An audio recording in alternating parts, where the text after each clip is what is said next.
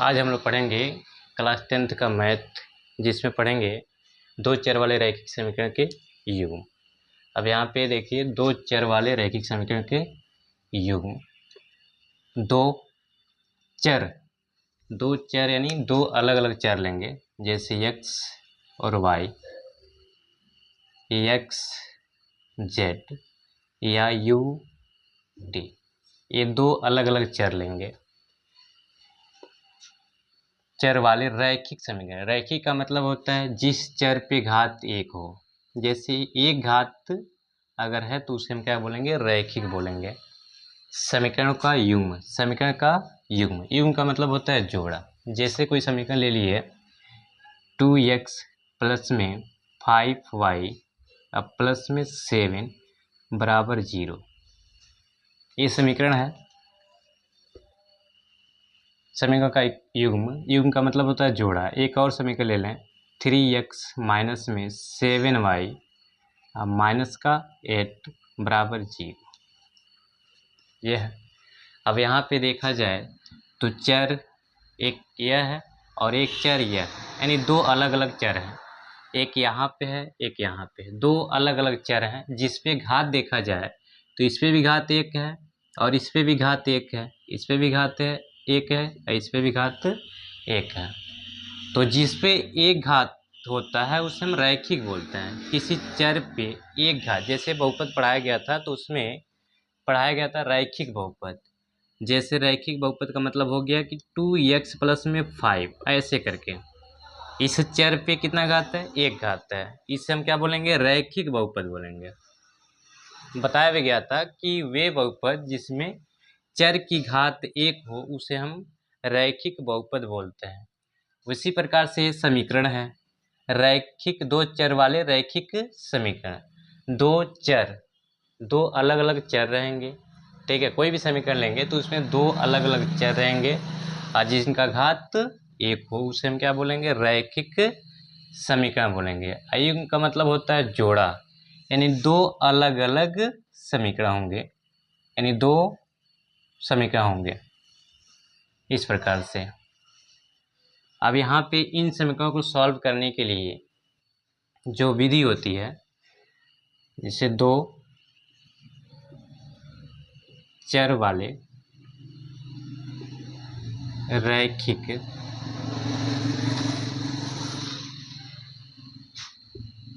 समीकरण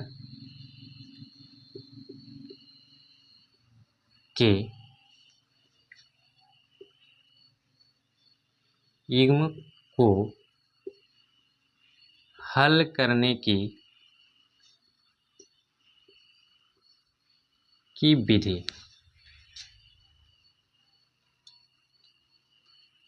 विधि। ये दो चर वाले रैखिक समीकरण को हल दो तरीकों से किया जाता है। एक ग्राफीय विधि, दूसरा होता है बीजगणितीय विधि। बीजगणितीय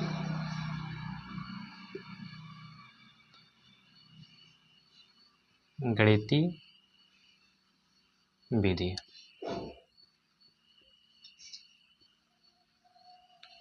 दो विधि होता है यहाँ पे। इसमें तीन विधि पढ़ते हैं। बीजगणितीय विधि में तीन विधि पढ़ते हैं। पहला होता है प्रतिस्थापन विधि।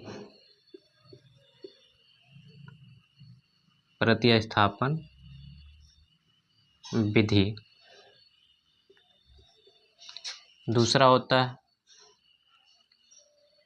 विलोपन विधि।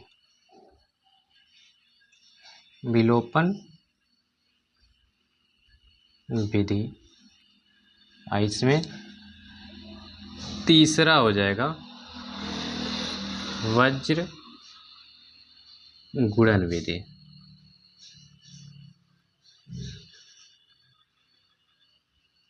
ये तीन विधियां होती हैं।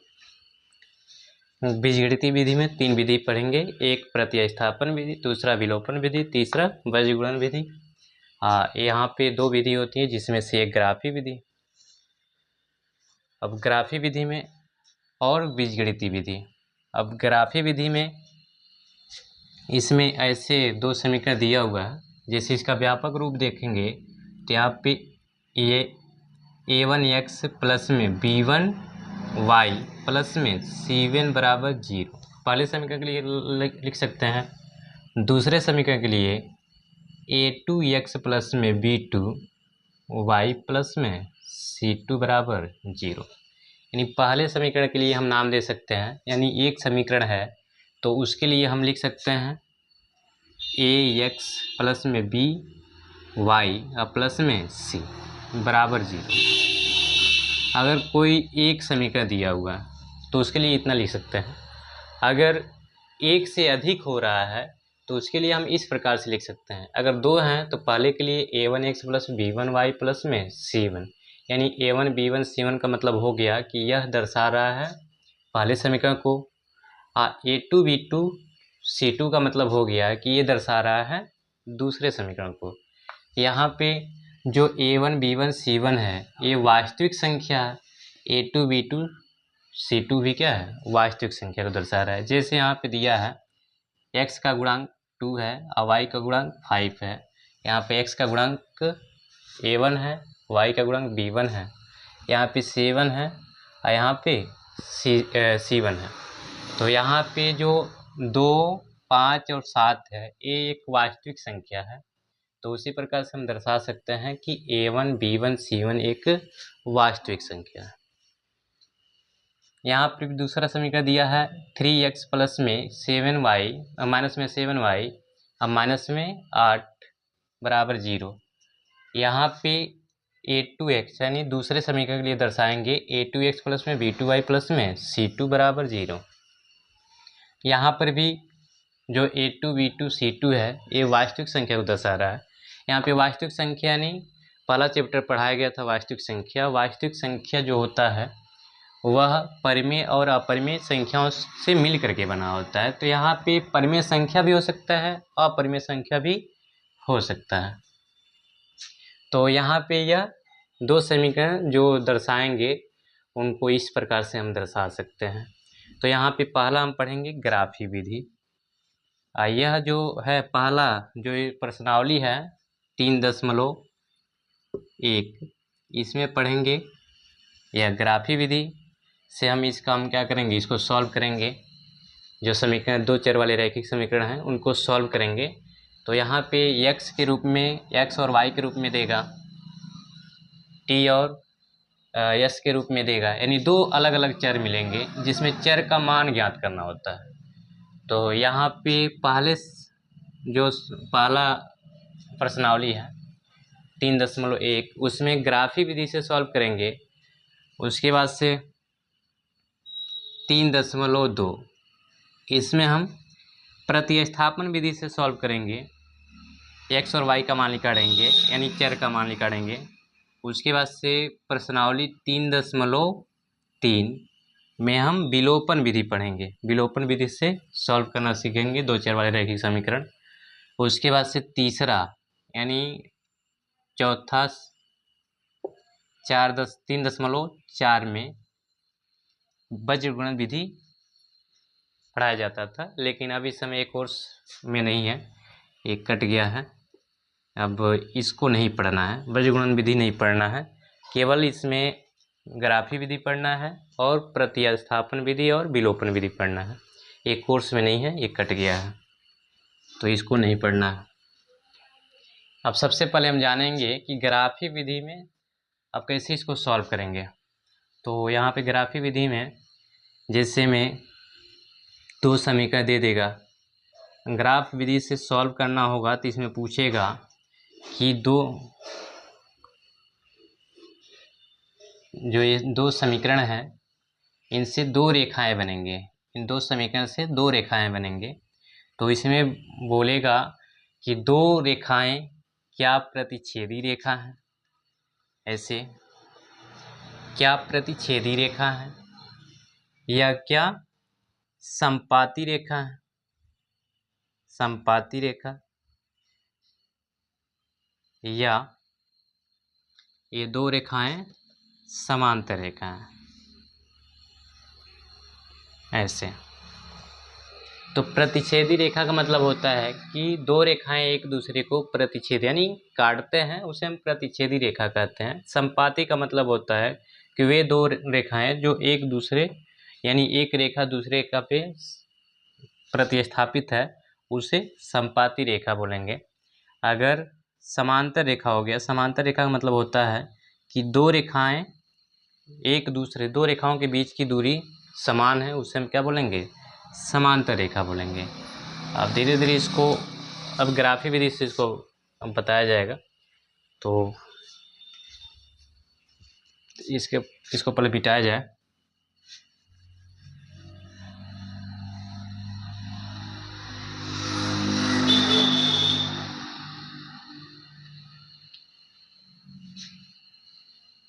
जैसे यहाँ पे दो समीकरण दे देगा, जैसे a1x प्लस में b1y प्लस में c1 बराबर 0, ये पहला समीकरण हो गया। दूसरा समीकरण a2x प्लस में b2y प्लस में c2 बराबर 0। इन दो समीकरण से रेखा बनेंगे, दो रेखाएं बनेंगे। इन दो समीकरण से दो रेखाएं बनेंगी। जैसे बोलेगा जब a1 बट्टे a2 not equal to b1 बट्टे b2, ये हो जाएंगे प्रतिच्छेदी रेखा। प्रतिच्छेदी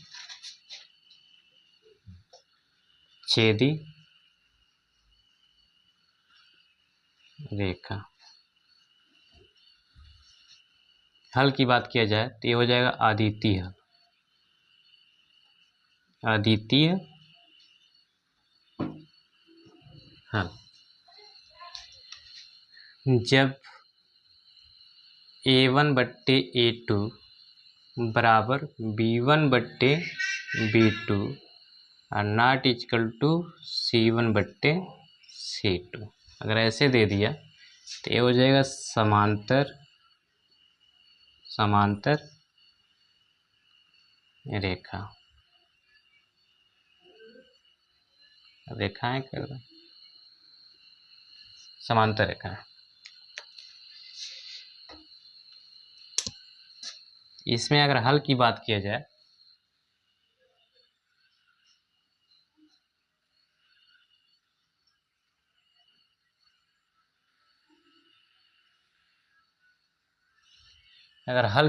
जाए तो इसमें कोई हल नहीं होगा,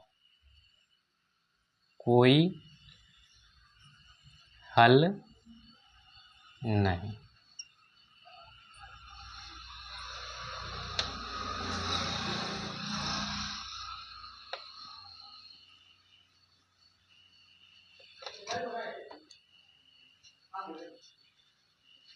जब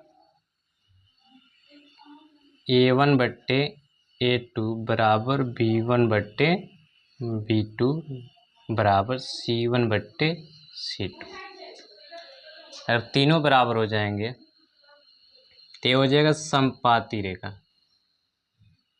संपाती रेखाएं। इसमें होगा अपरिमित रूप से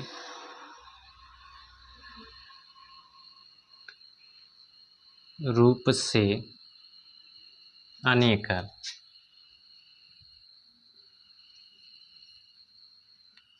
हल। ये होगा यहाँ पे a1 बट्टे a2 not equal to b1 बट्टे b2, अगर ऐसे आता है तो ये हो जाएगा प्रतिच्छेदी रेखाएं। हल की बात करेंगे तो अद्वितीय हल। अगर दे दिया कि a1 बट्टे a2 बराबर b1 बट्टे b2 not equal to c1 बट्टे c2, अगर ऐसे देता है ये हो जाएगा समांतर रेखाएं। कोई हल नहीं। हल की बात किया जाएगा तो कोई हल नहीं। a1 बट्टे a2 बराबर b1 बट्टे b2 बराबर c1 बट्टे c2, अगर ऐसे आता है तो ये संपाती रेखा हो जाएंगे। अपरिमित रूप से अनेक हल। अगर देखा जाए तो अगर ऐसे ग्राफ बना दिया गया, एक रेखा इसको हम बोलते हैं x अक्ष ये हो गया वाई एच। अगर एक रेखा ऐसे एक समीकरण से, पहले समीकरण से एक रेखा ऐसे आ रहा है, दूसरे समीकरण से एक रेखा ऐसे जा रहा है, तो ये प्रतिच्छेद करेंगे, एक दूसरे को प्रतिच्छेद करेंगे। जब प्रतिच्छेद करेंगे तो जो हल प्राप्त होगा अद्वितीय हल प्राप्त होगा। एक जगह काट रहे हैं ना, तो एक हल प्राप्त होगा। अद्वितीय हल का मतलब हो गया कि एक हल प्राप्त होगा। अब इसी प्रकार से a1/a2 बराबर b1/b2 not equal to c1/c2, तो समांतर रेखा है। दूसरा ग्राफ समांतर के लिए ऐसे हो गया। समांतर के लिए पहले समीकरण से एक रेखा ऐसे खींच दिया गया और दूसरे समीकरण से एक रेखा ऐसे खींचा गया। ये दोनों रेखाएं एक दूसरे के समांतर हैं। तो यहाँ पे बोला गया है कि जब रेखाएं समांतर होंगी तो कोई हल प्राप्त नहीं होगा। कोई हल प्राप्त का मतलब यहाँ पे कहीं एक दूसरे को ये रेखाएं काटेंगे ही नहीं, प्रतिच्छेद करेंगे ही नहीं, तो हल हमको प्राप्त नहीं होगा। अगर ये दोनों एक दूसरे को प्रतिच्छेद करते तो कहीं ना कहीं हमको हल प्राप्त हो जाता, लेकिन ये रेखाएं जब समांतर हो जाएंगी तो कहीं एक दूसरे को प्रतिच्छेद नहीं करेंगे, तो इसलिए कोई हल नहीं मिलेगा। अब इसी प्रकार से तीसरा a1/a2 बराबर b1/b2 ना बराबर c1/c2, तो समपाती रेखा है, अपरिमित रूप से अनेक हल। यहाँ पे देखा जाए, यहाँ पे ऐसे ये दिया हुआ है, इस प्रकार से ग्राफ बनाएंगे तो ये x अक्ष हो जाएगा, ये y अक्ष हो जाएगा।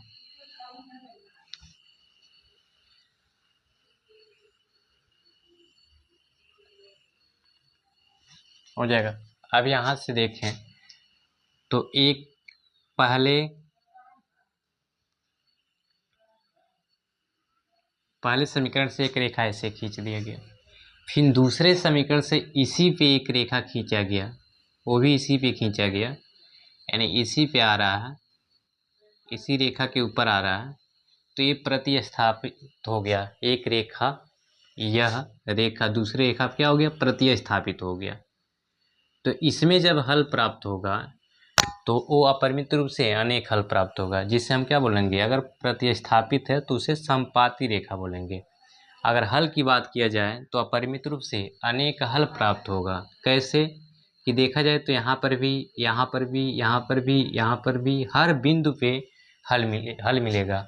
जैसे हर जगह पे, यहाँ पर भी मिलेगा, हर जगह पे मिलेगा, तो इसमें अपरिमित रूप से अनेक हल प्राप्त होगा। अगर एग्जाम्पल के तौर पे देखा जाए तो एग्जाम्पल के तौर पे तो देखिए इसको कैसे लगाएंगे। एक एग्जाम्पल लेते हैं,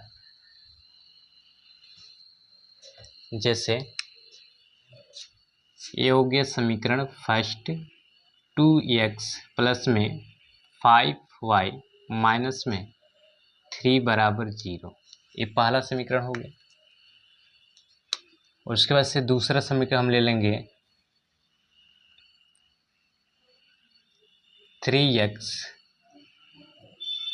प्लस में 7y माइनस का 6 बराबर 0, ये पहला समीकरण है, ये दूसरा समीकरण है। तो पहले समीकरण के लिए हम यहाँ पे दिए हैं कि इसका व्यापक रूप, यानी पहले समीकरण को दर्शाएंगे ऐसे, a1x प्लस में b1y प्लस में c1 बराबर 0 से पहले समीकरण के लिए, और दूसरे समीकरण के लिए a2x प्लस में b2y प्लस में c2 बराबर 0, इससे दर्शाएंगे। तो हम इससे तुलना कराएंगे, और तुलना करा के पहले समीकरण से a1 b1 c1 का मान निकालेंगे, और दूसरे समीकरण के लिए a2 b2 c2 का मान निकालेंगे। तो यहाँ पे a1 x प्लस में b1 y प्लस में c1 बराबर 0 से तुलना करने पर तो a1 का मान 2 हो जाएगा, b1 का मान 5 और c1 का मान -3। a2x प्लस b2y प्लस में c2 बराबर 0 से तुलना करने पर, अब इससे तुलना करेंगे, इससे तुलना करेंगे तो a2 का मान निकलेगा, a2 का मान 3, b2 का मान 7 और c2 का मान माइनस का 6। ये हो गया। अब इसके बाद से हमको चेक करना है कि क्या है, यह आ रहा है यानी a1/a2 not equal to b1/b2, या इस कंडीशन में आ रहा है या इसे, इन तीनों में से कौन आ रहा है। तो सबसे पहले हम तुलना करेंगे a1/a2 कामा b1/b2 कामा c1/c2 से तुलना करने पर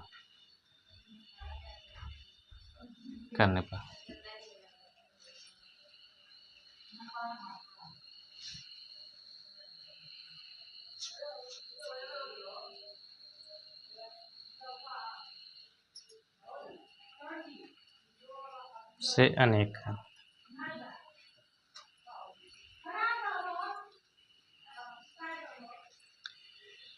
अब यहाँ पे इसे तुलना करेंगे तो a1 का मान, a1 की जगह पे a1 का मान 2 दिया, अब बट्टा a2 का मान 3 कामा b1 का मान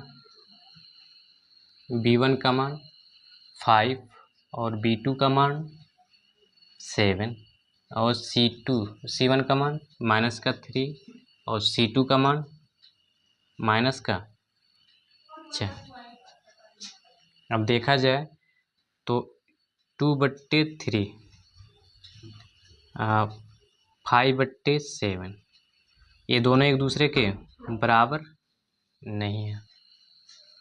अब ये बराबर नहीं है यानी a1/a2, a1 का मान 2 है, a2 का मान 3 है, b1 का मान 5, b2 का मान 7, यानी a1/a2 not equal to b1/b2 है।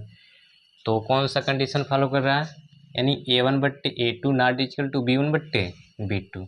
इसका मतलब ये प्रतिच्छेदी रेखा है, प्रतिच्छेदी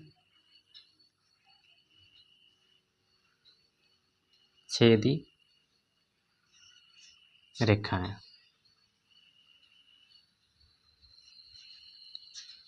हल की बात किया जाए तो अद्वितीय